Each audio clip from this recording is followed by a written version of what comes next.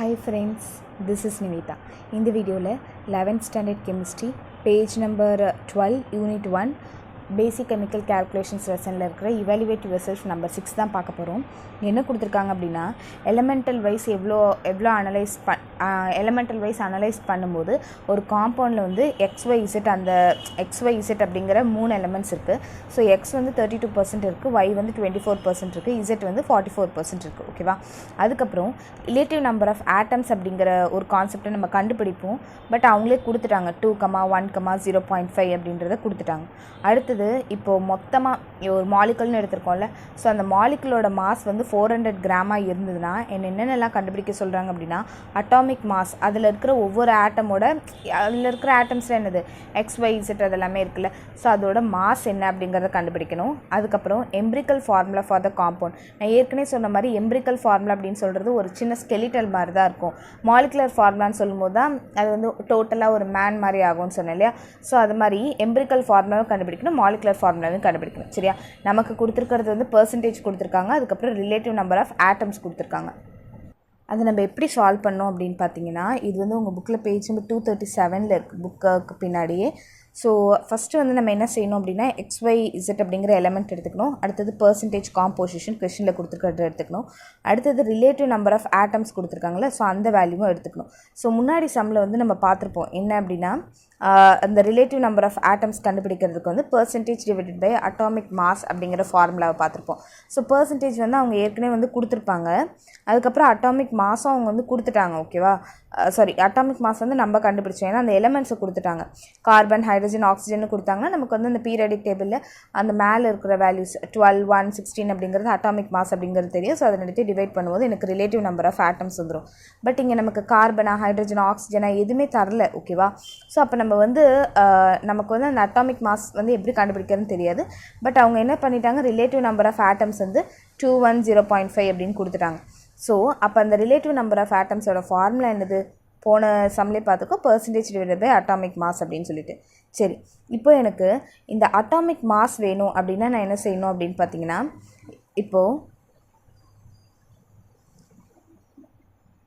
நமக்கு வந்து ஏற்கனவே இந்த ஃபார்முலா தெரியும், என்னது relative number of atoms is equal to percentage divided by atomic mass அப்படின்னு தெரியும். ஸோ இப்போ இந்த அட்டாமிக் மாஸ் இந்த சைடு கொண்டு வந்துடலாம், ரிலேட்டிவ் நம்பர் ஆஃப் ஆட்டம்ஸ் இந்த சைடு கொண்டு வந்துடலாம். ஸோ அப்போ atomic mass is equal to percentage divided by relative number of ஆட்டம்ஸ்னு வருமா? பிகாஸ் எனக்கு ஏற்கனவே பெர்சன்டேஜும் அவங்க கொடுத்துருக்காங்க, ரிலேட்டிவ் நம்பர் ஆஃப் ஆட்டம்ஸும் அவங்க கொடுத்துருக்காங்க.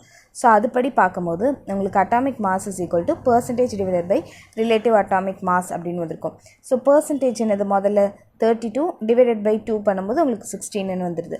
24 டிவைடட் பை 1னா வெறும் 24ன்னு மட்டும் வருது. பெர்சன்டேஜ் வந்து 44 டிவைடட் பை 0.5ன்னு சொல்லும்போது 44 டிவைடட் பை 0.5, ஸோ இன்ட்டு 10ன்னு பண்ணிக்கலாம். ஸோ அப்போ வந்து 440 டிவைடட் பை 5ன்னு வரும். கேன்சல் பண்ணிங்கன்னா 1 டைம்ஸ், திஸ் இஸ் 8 டைம்ஸ், இங்கே 4 வரும், திருப்பி 88. ஸோ அதனால தான் இங்கே 88ன்னு வந்திருக்கு. ஸோ இப்போ நம்ம வந்து அட்டாமிக் மாஸையும் கண்டுபிடிச்சிட்டோம்.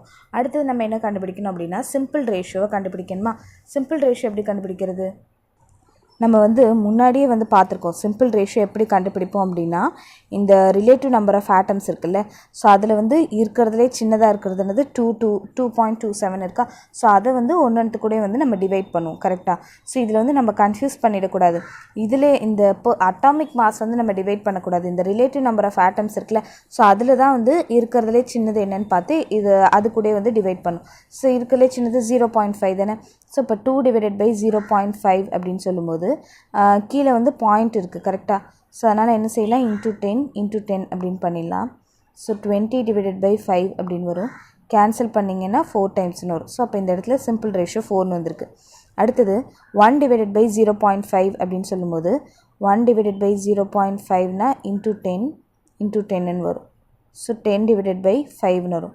கேன்சல் பண்ணிங்கன்னா 2 டைம்ஸ். ஸோ அப்போ இந்த இடத்துல என்ன இருக்குது, 2ன்னு வந்துடும். அடுத்தது 0.5 டிவைட் பை 0.5ன்றப்ப 1ன்னே வந்துடும் உங்களுக்கு.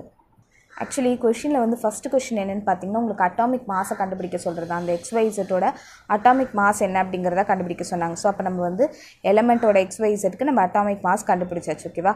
ஸோ அந்த ஃபஸ்ட் கொஷினோட இது வந்து முடிஞ்சிருச்சு. அடுத்தது எம்பிரிக்கல் ஃபார்முலா அப்படின்னு பார்க்கும்போது எம்பிரிக்கல் ஃபார்முலா நம்ம எப்படி எழுதுவோம், இந்த சிம்பிள் ரேஷியோவை பேஸ் பண்ணி தானே எழுதுவோம். ஸோ அப்போ X 4, ஓகேவா? அடுத்தது Y 2, ஸோ அப்போ Y2. அடுத்தது இசட்டு 1 ஓகேவா. ஸோ அப்போ வந்து எம்பிரிக்கல் ஃபார்முலாவை நம்ம கண்டுபிடிச்சாச்சு.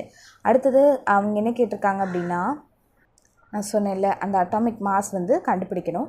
அடுத்தது எம்பிரிக்கல் ஃபார்முலா கண்டுபிடிக்கணும் ஆஃப் த காம்பவுண்டு. அதுக்கப்புறம் மாலிகுலர் ஃபார்முலாவை நம்ம கண்டுபிடிக்கணும். எம்பிரிக்கல் ஃபார்முலா வந்து நம்ம கண்டுபிடிச்சாச்சு ஓகேவா. ஸோ இதுதான் வந்து எம்பிரிக்கல் ஃபார்முலா அப்படிங்கிறது. அடுத்தது நம்ம வந்து மாலிகுலர் ஃபார்முலா வந்து இங்கே கண்டுபிடிச்சிருக்காங்க பாருங்கள்.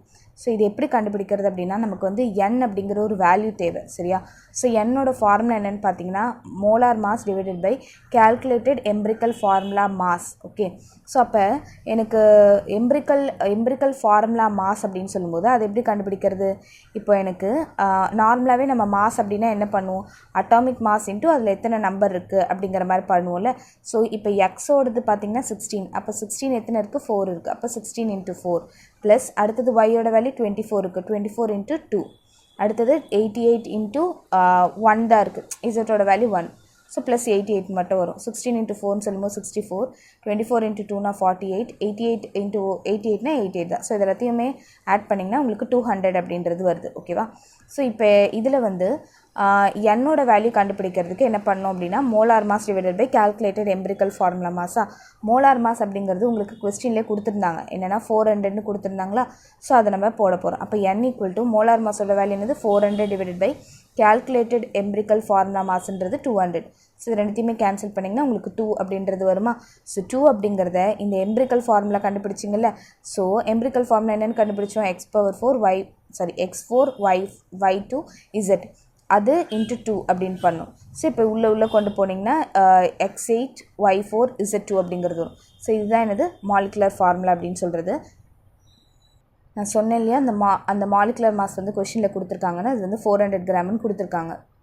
இது வந்து எப்படிப்பட்ட ஒரு சம் அப்படின்னா, எலமெண்ட்டாக அனலைஸ் பண்ணுவாங்க. இப்போ நமக்கு ஏதோ ஒரு காம்பவுண்ட் இருக்குன்னு வைங்களேன், அது என்னன்னே தெரியாது. ஃபஸ்ட்டு வந்து அது எலமெண்ட்டாக வந்து அனலைஸ் பண்ணுவாங்க. ஓகே, இந்த ஒரு பர்டிகுலர் எலமெண்ட் வந்து 32% இருக்குது, இது வந்து 24% இருக்குது, 44% இருக்குன்னு அதோட மாலிகுலர் மாஸ் வந்து 400 கிராம்னு கண்டுபிடிச்சிருவாங்க. அதெல்லாமே ஈஸி. ஸோ அதுக்கப்புறம் அதோட எம்பிரிக்கல் ஃபார்முலா அப்படின்னு சொல்கிறது பேசிக்காக அதில் வந்து எவ்வளோ கார்பன் இருக்கும், எவ்வளோ ஹைட்ரஜன் இருக்கும் அப்படிங்கிற மாதிரி கண்டுபிடிச்சிட்டு அதுக்கப்புறம் அதை என்ன பண்ணுவாங்கன்னா மாலிகுலர் ஃபார்முலாவை கண்டுபிடிப்பாங்க. ஆக்சுவலி அந்த மாலிகுலோட ஃபார்முலா என்ன அப்படிங்கிறத கண்டுபிடிக்கிறதுக்கு தான் நம்ம முன்னாடி ஒரு ஃபார்முலா பார்த்தோம்ல, இங்கே கொடுத்துருக்காங்க பாருங்கள், n = molar mass divided by calculated empirical formula mass அப்படிங்கிறது. ஸோ அதை கண்டுபிடிச்சி நம்ம கேல்குலேட் பண்ணி போடுறோம். தேங்க்யூ ஃபார் வாட்சிங். இந்த வீடியோ உங்களுக்கு பிடிச்சிருந்தால் லைக் பண்ணுங்கள், ஷேர் பண்ணுங்கள், சப்ஸ்கிரைப் பண்ணி சேனல். தேங்க்யூ.